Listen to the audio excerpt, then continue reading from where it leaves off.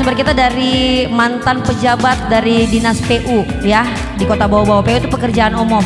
Ya, ini kenapa bersinggungan juga dengan Bau-Bau Job Fair dalam paket pencari kerja, di mana nanti kita akan dengarkan langsung dari Bang Fufu akan bertanya-tanya kepada Pak Sunario sebagai narasumber kita. Iya, jadi kepada teman-teman semuanya silakan didengar ya.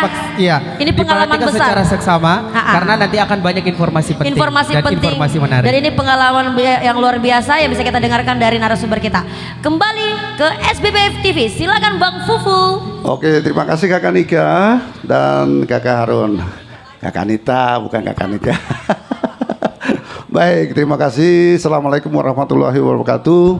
Waalaikumsalam. Ya, selamat bergabung kembali bersama Sentral Buton Bang Fufu TV di mana saja Anda berada, pemirsa. Saya berterima kasih sekali bersama-sama ini masih di event Bau-Bau Job Fair 2025 yang diselenggarakan oleh Dinas Tenaga Kerja bersama perusahaan-perusahaan yang ada di Kota Bau-Bau. Ya, hari ini adalah kegiatan mempertemukan pasar kerja, bursa kerja di bidang apa saja tentunya, dan para pencari kerja ini akan langsung ke booth perusahaan untuk menanya-nanyakan tentang informasi apa saja. Hari ini saya bersama Pak Sunario ya. Pak Sunario ini sekarang apa kabar ini Pak Sunario? Alhamdulillah. Alhamdulillah. Sehat-sehat Pak ya? Ya. Alhamdulillah. Pak Sunario ini adalah pernah menjabat sebagai Kepala Dinas PU di Kota Bau-Bau ya. Nanti saya akan tanya-tanya tahun berapa dulu ya. Namun sebelumnya juga itu beliau adalah sebagai pejabat juga di Kementerian PU Republik Indonesia. Saat ini Pak Sunario sebagai staf khusus Kota Bau-Bau ya, Pak Sunario di bidang pembangunan dan infrastruktur. Pembangunan dan infrastruktur ya. Ini saya berhadapan dengan Pak Sunario ini agak sedikit. Saya akan menimbah pengalaman beliau untuk di Kota Bau-Bau ini. Pak Sunario masih dalam rangka hari ulang tahun atau hari jadi Bau-Bau ke-484 dan hari ulang tahun Kota Bau-Bau ke-24 sebagai daerah otonomi. Tentunya sebelum sebagai daerah otonomi ini Pak Sunario, Bau-Bau masih merupakan ibu kota kabupaten dan sejak lama sebagai kota administratif. Dan tentunya pada saat itu ya Kota Bau-Bau ini masih kita sebut satu kecamatan Pak Sunario. Iya betul. Kalau nggak salah ya, saya kan taunya nanti tahun 90-an itu baru mengerti, oh ternyata Kota Bau-Bau. Untuk itu saya mau nanya-nanya ke Pak Sunario, bagaimana prospek infrastruktur ya, kalau kita 24 tahun Kota Bau-Bau ini, dari awalnya kalau bisa kita digambarkan, karena dia kota yang sudah ada, namun penataannya mungkin belum sebagai layaknya kota Pak Sunario. Silakan Pak. Ya. Iya, oke, terima kasih atas kesempatannya pada siang hari ini untuk bisa menyapa dan bertemu dalam rangka podcast atau mungkin ini semacam dialog dalam Bau-Bau Job Fair. Tentu kita tidak lepas daripada sejarah tadi yang disampaikan dan juga terkait bagaimana prospek ke depan gitu. Ya, saya mungkin hampir 15 tahun jadi di di Bau-Bau ya. Jadi kepala dinas PU, kemudian di Buton Selatan, di sana sempat jadi kepala dinas PU, sempat Bapeda, sempat kepala dinas perumahan, sempat dan sebagainya. Kemudian terakhir saya kembali ke kementerian karena memang dulu saya dilahirkan dari kementerian. Oh, Kementerian PU. Kementerian PU, ya, kemudian dari dulu ya. Departemen PU. Departemen PU. Kemudian ditugaskan di Kanwil PU di Kendari. Provinsi ya, kemudian diperbantukan, ditugaskan di Provinsi Sulawesi Tenggara dan selanjutnya bergabung di Bau-Bau. Ya, luar biasa. Jadi ini generasinya Pak Sunario ini kalau ya 3 generasi ya, dari kementerian, kemudian ke provinsi, berkeliling ke daerah-daerah, sekarang bahkan pensiun di sini ya. Ya jadi jadi kembali ke kementerian. Biasanya kan orang kan kalau pensiun di Bau-Bau pulangnya ke Jawa, tapi saya kebalik Pak. Pensiun di Jawa tapi pulang ke Bau-Bau. Pulang ke Bau-Bau. Ya, terima kasih Pak. Oke, dan sekarang saya langsung infrastruktur Pak mungkin kita bahas. Dipercayakan dan ditugaskan untuk mendampingi Bapak Wali Kota Bau-Bau sebagai tenaga ahli di bidang pembangunan dan infrastruktur. Oh, tenaga ahli pembangunan dan infrastruktur. Ya. Apa yang disampaikan tadi Bapak ini betul. Jadi sebetulnya infrastruktur sendiri itu nggak punya sektor Pak. Dia itu menunjang sektor yang lain. Jadi sektor kepariwisataan, sektor pertanian, sektor pendidikan dan sebagainya. Nah, sehingga tentu infrastruktur ini sendiri tidak bisa berdiri sendiri, tapi harus mempunyai cangkolan itu dengan sektor-sektor yang lain karena dia menunjang sektor itu. Kemudian tujuannya apa? Jadi kalau kita bicara masalah pemerintah kota, tujuannya adalah untuk bagaimana mensejahterakan masyarakat, kan gitu. Nah, nanti untuk itu maka salah satu tugas pemerintah bagaimana untuk meningkatkan pertumbuhan ekonomi. Nah, tentu nanti ini ada hubungannya dengan tadi ada investor. Nah, bagaimana untuk mendatangkan investor. Nah, untuk bisa datang investor tentu pemerintah daerah akan menyiapkan segala sesuatunya. Karena investor tidak akan mau datang kalau kondisi infrastruktur tidak memadai sama sekali, misalnya air bersih kurang memadai, tentu dia tidak akan mungkin investor datang.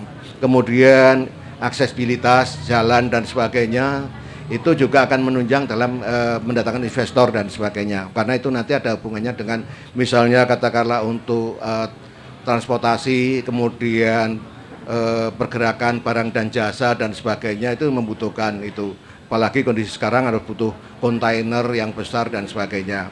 Kemudian tentu sanitasi, kalau itu investor nanti akan membuang limbah dan sebagainya, mungkin ada limbah yang berbahaya, B3 dan sebagainya, kan harus menyiapkan dan sebagainya. Kemudian tentu di bidang yang lain, umpamanya katakanlah itu aspek permukiman, kemudian penataan kawasan dan sebagainya. Karena itu ada hubungan sekali dengan bagaimana investor itu mau datang dan begitu. Iya, luar biasa. Paling tidak tadi punya modal dulu dong pemerintah. Ya, betul, ya. Punya modal awal dulu ya. Ya, gitu ya. Betul. Nah. Bagaimana mereka supaya datang. Karena itu investor itu nanti akan membuat peluang kerja. Karena di situ akan membutuhkan tenaga kerja, membutuhkan katakanlah itu pendukung, penunjang dan sebagainya. Salah satunya adalah SDM. Luar biasa. Ya. Ini sangat erat hubungannya ya. Ya. Bagaimana mau datang investor kalau kita belum persiapkan diri dulu? Betul. Ya mungkin begitu Pak ya. Ya. Kita harus persiapkan dulu diri. Ya, nah, dengan adanya investor, maka perusahaan apa saja akan datang. Ada datang. Misalnya, ya. Nah, kemudian datang, kalau datang tentu akan mendatangkan peluang kerja. Betul, peluang kerja, kemudian akan menggait katakanlah tenaga kerja yang ada di sini, sehingga akan mengurangi pengangguran yang ada di Kota Bau-Bau. Sepakat sekali, sangat beririsan. Karena memang kondisi anak-anak muda, angkatan kerja yang nganggur ini Pak, memang ada penurunan dari tahun ke tahun. Betul.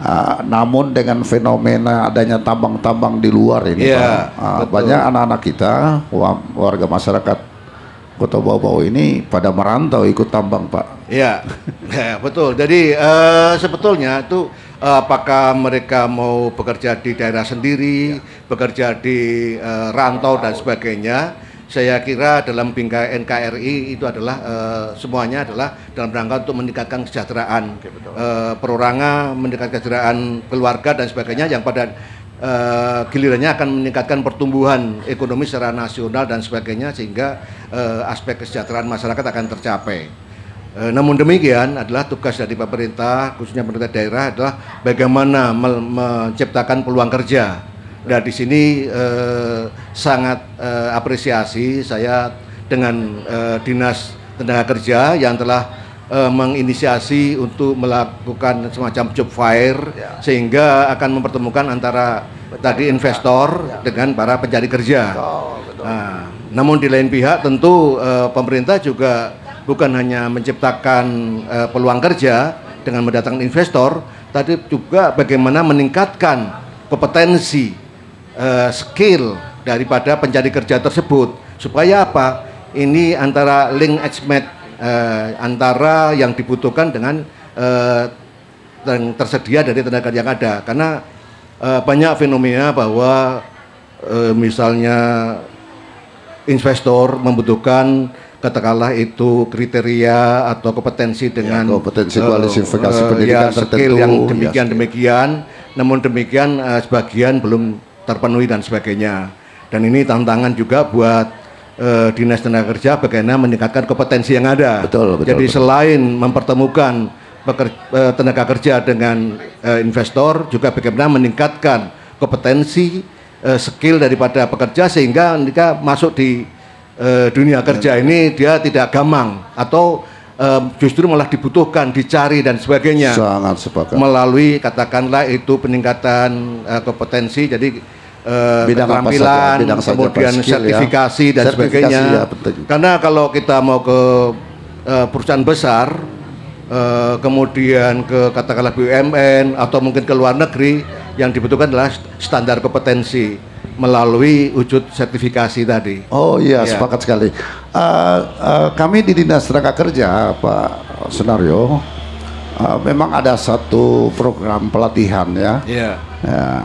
Alhamdulillah kami memang dalam beberapa tahun ini kami sudah lakukan. Betul, ya. Namun baru tahun ini betul yang dikatakan tadi, sertifikasi itu penting.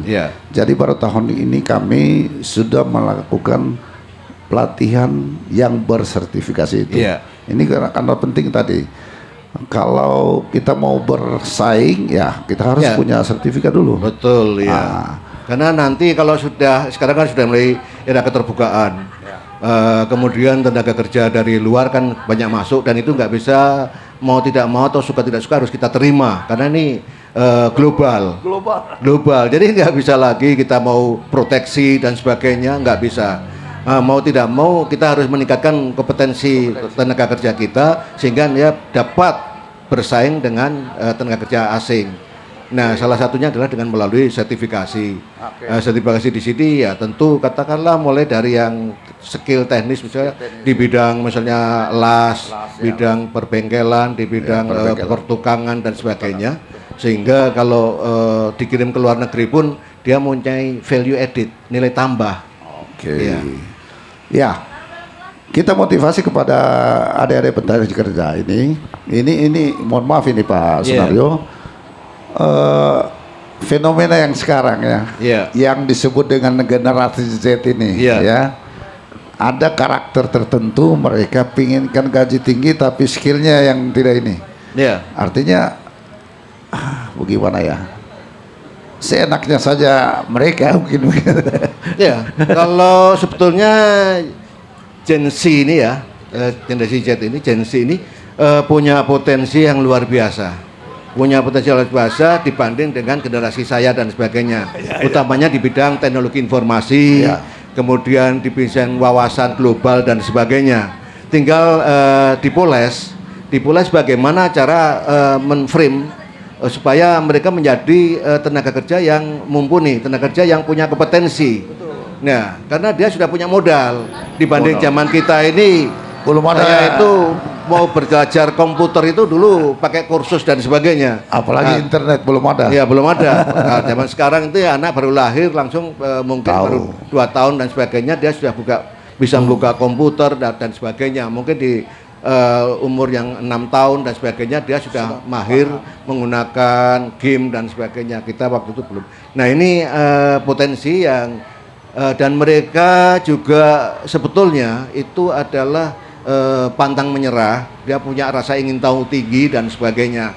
Sehingga ini adalah nantinya itu bagaimana dalam kebutuhan akan dikdat ya, training need assessment itu harus diambil betul, itu sebagai salah satu karakter yang harus ditingkatkan. Ya, jadi kesempatan kita mungkin Pak Sunario ya, kesempatan pemerintah dalam hal ini bagaimana mengemas Gen Z ini ya. Kita manfaatkan tapi dengan cara kita bagaimana supaya, karena potensi dasarnya sudah ada ini Pak. Betul ya. Dengan perkembangan teknologi informasi ini ya. Iya. Cuman karakternya kan kalau mereka itu kadang butuh kebebasan.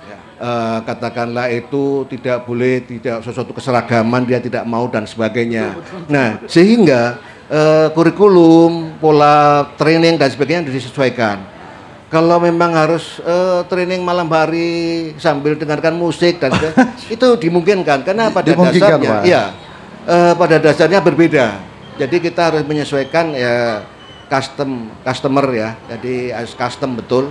Sesuai dengan kebutuhan apa yang dia inginkan, dan tentu zaman sekarang juga itu kalau saya lihat yang tenaga kerja yang masuk di BUMN dan sebagainya, karena Gen Z ini luar biasa, dan kita kadang-kadang jam 10, 11 sudah tepar, mereka sampai pagi dan sebagainya, dan siangnya dia masih kerja lagi dan sebagainya, masih karena semangat paginya luar biasa. Dia terbiasa ya begadang, terbiasa dengan katakanlah itu bangun langsung buka laptop dan sebagainya. Nah kalau kita mungkin baru buka laptop berapa sudah mata sudah sayup-sayup dan sebagainya.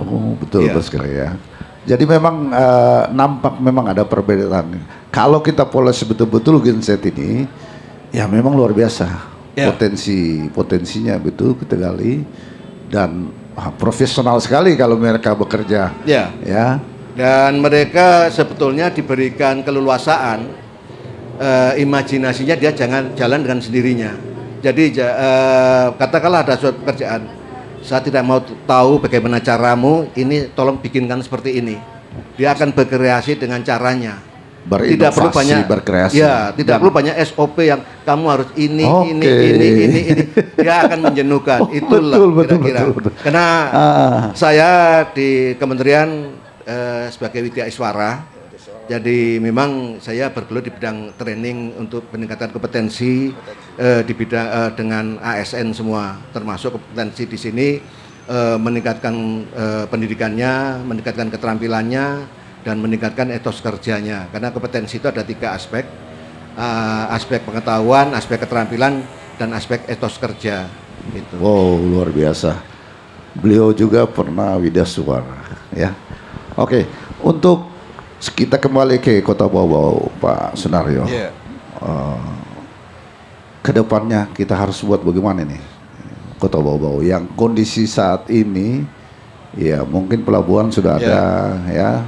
Bandara sudah ada, jalan juga mungkin, tinggal mungkin wilayah-wilayah apa yang katakan pergudangan di mana, potensi untuk wisata di mana ya. Mungkin Pak Sunario bisa jelaskan.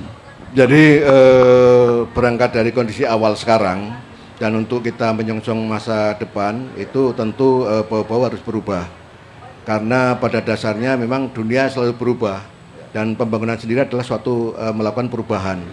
Nah sehingga kalau kita diam saja itu berarti malah mengalami kemunduran sebetulnya. Sehingga yang ada sekarang itu tentu bagaimana mengakomodir dinamika masyarakat, dinamika ekonomi, dinamika global dan sebagainya.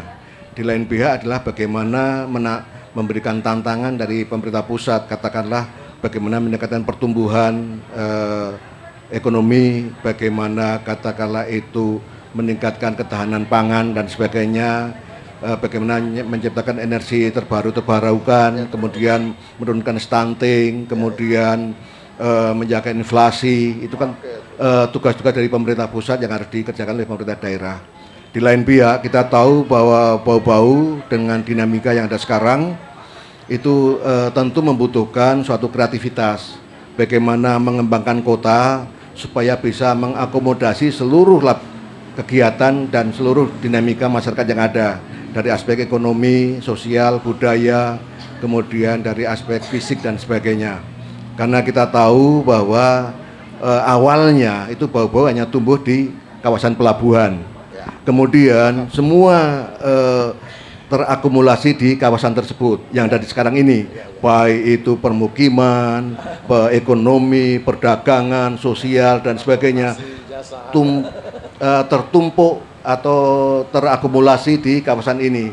Nah, tugas kita bagaimana menyebarkan katakanlah semuanya itu ada di wilayah-wilayah di sekitarnya, sehingga bagaimana kita membuat konektivitas antar kawasan, katakanlah dari kawasan Palabusa, kawasan Lakologo, kemudian kawasan Sorowolio, kemudian kawasan Betumari, arah Waburubu dan sebagainya.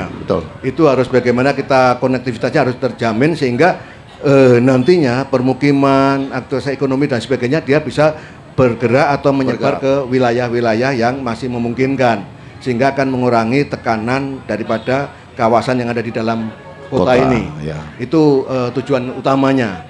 Kemudian yang kedua itu adalah bagaimana menciptakan katakanlah magnet-magnet atau kawasan-kawasan pertumbuhan baru untuk bagaimana masyarakat bisa melakukan aktivitas ekonomi. Jadi katakanlah membuat pasar, kemudian membuka kawasan-kawasan yang strategis sehingga orang akan tertarik untuk melakukan aktivitas, misalnya membuat perumahan baru, permukiman baru, kawasan perdagangan baru dan sebagainya, sehingga membuat peluang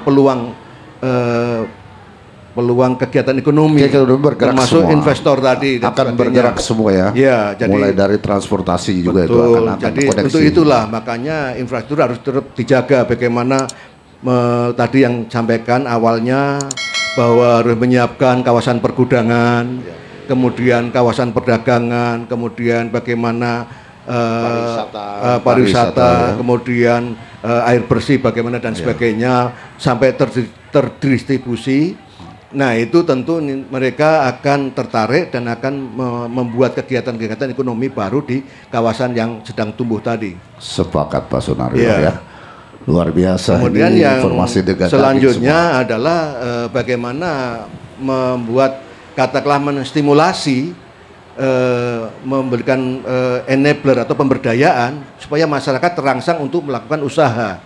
Katakanlah misalnya kita membuat kawasan untuk sekarang ya Pak, itu di Lakologo ya, Lakologo di Bungi, familiarnya masyarakat di Bungi, Lakologo ya. Sekarang baru dikembangkan tahun ini di aspal, yang bypass itu dilanjutkan lagi sampai ke jalan perkampungan dan nantinya akan menjadi embrio jalan primernya menuju ke jembatan yang baru, Buton Muna. Ya, rencana Buton Muna. Nah, untuk itu Lakologo sebagai kawasan satelit kita kembangkan dulu. Nah, di situ nanti akan kita kembangkan tadi ada kawasan pelabuhannya, ada kawasan kampung nelayan terpadu, ada pusat kuliner, kemudian ruang terbuka hijau.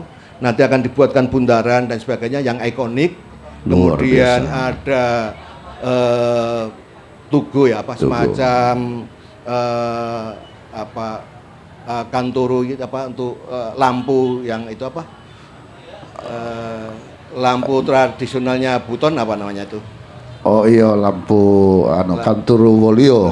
Wolio. Nah, itu nanti ada semacam bangunan mercusuar gitu ya.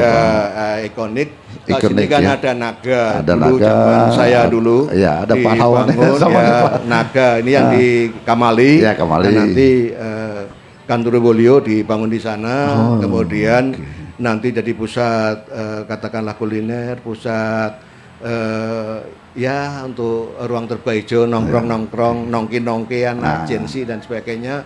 Kemudian ada kampung nelayan, kemudian pasar dihidupkan kembali menjadi pasar kuliner, kemudian pasar yang akan pelabuhan juga di situ. Ada di situ juga untuk ini sekarang ini pelabuhan penumpang, mohon maaf Pak Sunario, dengan peti kemas itu satu pintu, jadi agak sulit ya, penumpang kita setengah mati juga masuk. Kalau ada mobil besar itu memang harusnya betul Pak. Nanti ke depannya itu untuk pelabuhan peti kemas itu akan digeser ke arah utara, sehingga nanti yang sudah disiapkan juga di dekatnya pelabuhan feri.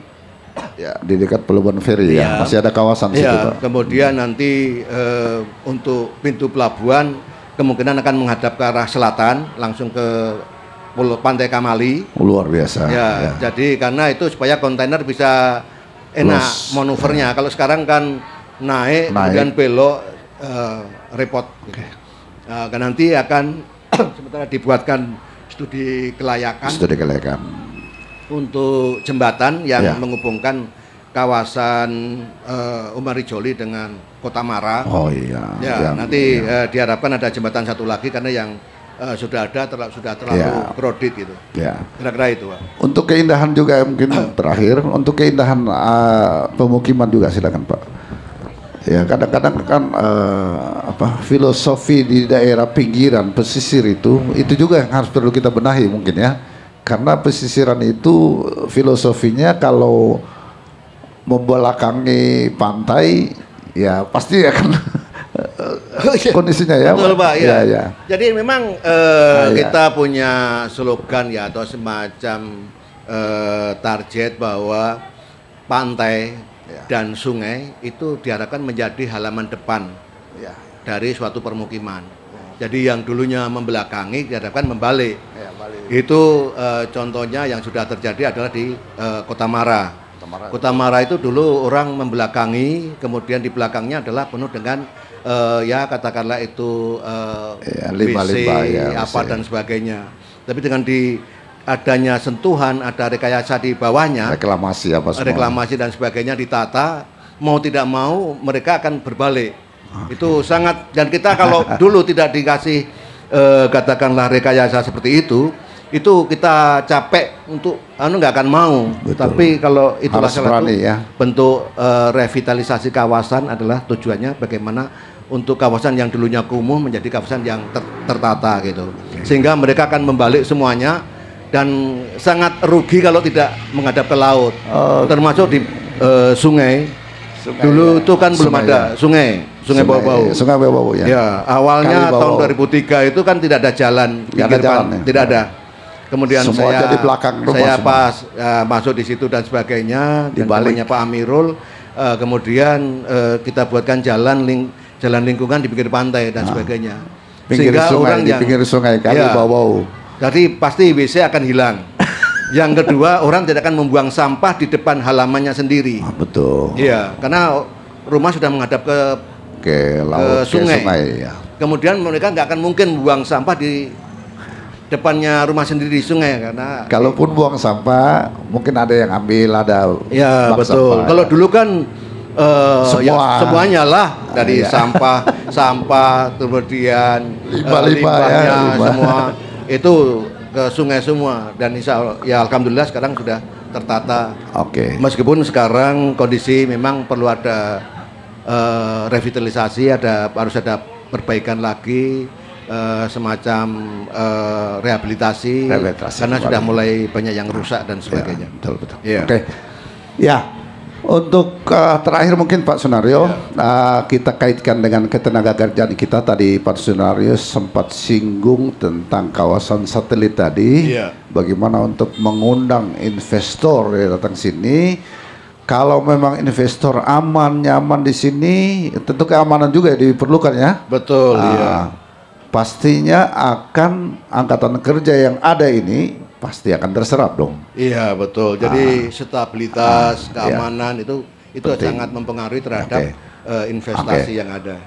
Harapannya Pak Sunario untuk kita masyarakat Kota Bau-Bau dan pemerintah untuk pengembangan kawasan satelit itu dan untuk generasi-generasi kedepannya ini bagaimana? Mungkin sekalian closing statementnya Pak Sunario. Kami silakan. Oke, terima kasih. Jadi untuk kita paham bahwa pelaku pembangunan kita ini bukan hanya pemerintah, tapi ada swasta, ada masyarakat, ada insan pers dan sebagainya. Dan itu harus kolaborasi bersama karena tidak mungkin pemerintah akan membangun sendiri. Untuk itu kita membutuhkan suatu keterpaduan dari berbagai insan tersebut, dari masyarakat, dari private ya, dari swasta, kemudian dari pemerintah dan dari pers dan sebagainya. Itu kita harapkan untuk dapat menyatu dan kita kolaborasi. Jadi pemerintah itu tugasnya adalah binwastur, pembinaan, pengawasan, pengaturan. Kemudian investor tentu tugasnya adalah bagaimana dia mengisi pembangunan dengan suatu kegiatan usaha. Dan tentu walaupun itu orientasinya profit, tapi tentu dia akan mendatangkan tenaga kerja, mengambil katakanlah itu semua angkatan kerja yang ada dan sebagainya, sehingga dia dapat menyerap kemudian menampung semua tenaga kerja dan akan memberikan kontribusi kepada mereka. Kenapa? Karena untuk kesejahteraan itu sebenarnya tugas pemerintah. Tapi kalau pemerintah untuk menggaji mereka itu tidak akan mampu. Nah, kalau swasta itu dapat menggaji dan dapat memberikan penghasilan, itu adalah suatu kontribusi swasta kepada pemerintah karena sudah mengambil sebagian tugas pemerintah. Oh iya, sepakat ya. Iya, jadi kita harus berterima kasih. Maka dengan semakin banyaknya investasi yang dari Kota Bau-Bau, maka tentu pendapat masyarakat akan dapat terserap, dapat penghasilan dan sebagainya, dan peningkatan pendapatan, peningkatan kesejahteraan akan meningkat. Dan tugas pemerintah adalah bagaimana menciptakan peluang agar investor tadi datang. Karena sekali lagi kita nggak mungkin ngasih uang pada mereka, gaji masyarakat sendiri. Iya. Iya. Oke, terima kasih Pak Sudaryo, luar biasa ini. Walaupun kurang lebih 20 menit ini, tapi memang wah daging semua ini Pak. Iya. Ini berarti saya cuma berharap sebagai host di sini. Kawasan satelit itu kita wujudkan secepatnya mungkin ya. Iya, jadi karena di situ akan nantinya tentu akan datang investor ya, akan berdatang, kemudian dia akan menciptakan lapangan kerja, kemudian katakanlah ada kuliner, ada pasar hidup, kemudian kampung nelayan, kemudian nanti akan datang investasi mungkin dari APBN, dari swasta, dan itu akan lapangan kerja akan banyak dan sebagainya. Nah, sebagai informasi juga Pak Sudaryo, kita di Dinas Tenaga Kerja memang sudah ada BLK, ya BLK, tapi ini juga BLK ini tapi masih provinsi punya sih sebenarnya ini. Kita belum diserahkan ini secara penuh, baru disilakan dimanfaatkan saja. Makanya Pak Kadis Tenaga Kerja sudah memasukkan air bersih di sana dengan listrik penerangan. Nah, kita mengharapkan juga dari provinsi nih kapan-kapan kita diberikan supaya kita olah. Dan itu sejalan dengan misi dari Pak Wali Kota dan Ibu Wali Kota adalah salah satunya adalah peningkatan sumber daya manusia. Salah satu misinya adalah peningkatan SDM. Nah, SDM di sini itu bukan hanya SDM ASN atau aparat pemerintah, tapi SDM di lingkup masyarakat. Supaya apa? Supaya kompetensinya dia naik. Kalau naik, maka tentu mereka bisa mempunyai peluang kerja yang lebih besar. Kalau punya peluang kerja besar, maka dia akan mempunyai pendapatan dan dia juga tentu akan meningkatkan kesejahteraan sendiri. Nah, itu BLK itu adalah suatu sarana atau wahana untuk bagaimana menciptakan peningkatan kompetensi yang ada tersebut. Nah, itu tentu mungkin sekarang dibangun oleh provinsi. Tapi apa salahnya nanti katakanlah dari kita meminta untuk pendelegasian kewenangan untuk mengoperasikan dan sebagainya itu saya kira nggak masalah, dan tentu pelengkapan infrastruktur bisa juga dari provinsi, dari kita. Yang jelas bagaimana tuh BLK itu bisa sesegera mungkin dapat difungsikan karena ini tidak bisa menunggu lama lagi. Saya kira sepakat itu Pak. Jadi tinggal mungkin workshopnya aja yang kita kalau existing kantor administrasi sudah ada. Hanya memang kita harapkan pemerintah provinsi harusnya kalau memang kita diserahkan kita langsung. Tapi mungkin kita harus sharing juga mungkin ya. Tidak mungkin semata-mata provinsi ada rencana Pak Kadis Tenaga Kerja itu akan kita coba melobi kementerian juga untuk peningkatan BLK yang ada itu. Mungkin workshop apa yang kita butuhkan. Dan Dinas Tenaga Kerja memang sudah pernah 2 tahun kemarin kita sudah pernah mengadakan pendataan kompetensi masyarakat. Ya itu saja mungkin yang kita harapkan dari pemerintah provinsi Pak. Nah, dengan dukungan kawasan satelit ini ya pasti BLK, karena memang BLK itu daerah Kecamatan Lele sekarang Pak. Iya betul. Jadi yang dimaksud satelit, kawasan satelit Lakulko itu bukan hanya dalam arti batas wilayah kecamatan itu bukan, saja. tapi kalau kawasan itu tidak mengenal batas wilayah.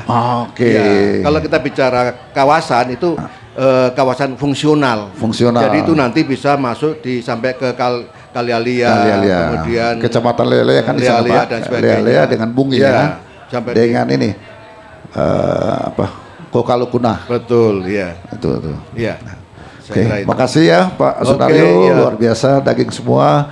Alhamdulillah pemirsa Sentral Buton Bang Pukul TV yang ada di mana saja, tentunya di Kota Bau-Bau dan sekitarnya.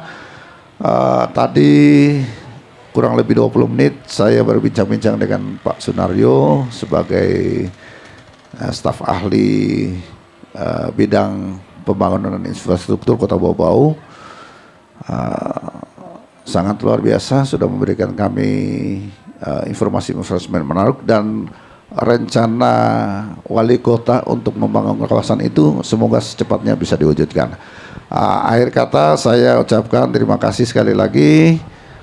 Saya tutup dengan billahi taufiq wal hidayah. Wassalamualaikum warahmatullahi wabarakatuh. Iya, kita kembali ke Kakak Harun. Iya, terima kasih Bang Fufu. Dan ternyata juga kita sudah waktu sudah menunjukkan pukul 11.30. Untuk itu kepada teman-teman, terkhusus untuk yang cowok-cowok mungkin yang mau Jumatan silakan. Karena kita saat ini memasuki waktu istirahat.